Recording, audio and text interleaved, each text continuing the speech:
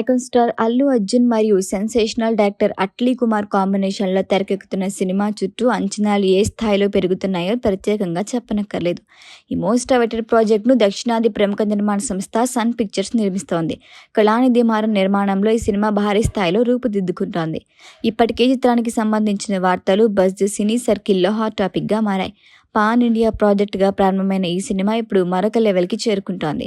తాజా సమాచారం ప్రకారం ఇది కేవలం పాన్ ఇండియా స్థాయిని దాటి పాన్ వరల్డ్ మూవీగా రూపుదిద్దుకుంటోంది.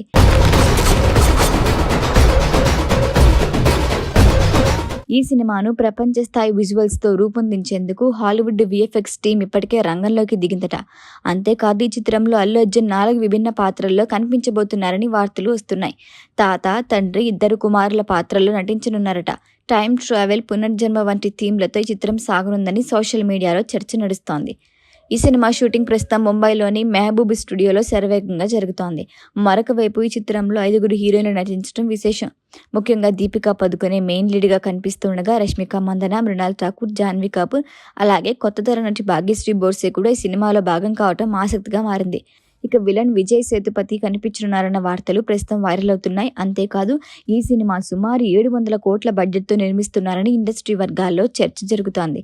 ఇవన్నీ పక్కన పెడితే ఈ సినిమాను ప్రపంచవ్యాప్తంగా మరింత ఘనంగా రిలీజ్ చేయడానికి సన్ పిక్చర్స్ భారీ ప్రణాళిక సిద్ధం చేసింది. ఈ సినిమాలో విదేశాల్లో భారీగా రిలీజ్ చేయడానికి హాలీవుడ్ నిర్మాణ సంస్థ వార్నర్ బ్రదర్స్తో ఒప్పందం కుదుర్చుకోబోతుందట. అంతర్జాతీయ ప్రమాణాలతో కొత్త ప్రపంచాన్ని సృష్టిస్తూ టెక్నికల్గాను, కంటెంట్ పరంగా కూడా అద్భుతంగా రూపొందిస్తున్న ఈ సినిమా గ్లోబల్ ఆడియన్స్ను ఆకట్టుకునేలా భారీ స్థాయిలో వస్తోందని చెప్పడంలో ఎలాంటి సందేహం లేదు. ఈ కాంబో నుంచి వస్తున్న సినిమా ఇండియన్ సినిమాకి కొత్త గౌరవం తీసుకురావడం ఖాయం అన్న ఆశలు పెరుగుతున్నాయి. వీటిపై అధికారిక ప్రకటన రావాల్సి ఉంది. ఈ వీడియో కనుక మీకు నచ్చినట్టయితే లైక్ చేయండి, షేర్ చేయండి, సబ్స్క్రైబ్ చేయండి. అలాగే పక్కనే ఉన్న బెల్ ఐకాన్ని క్లిక్ చేయండి.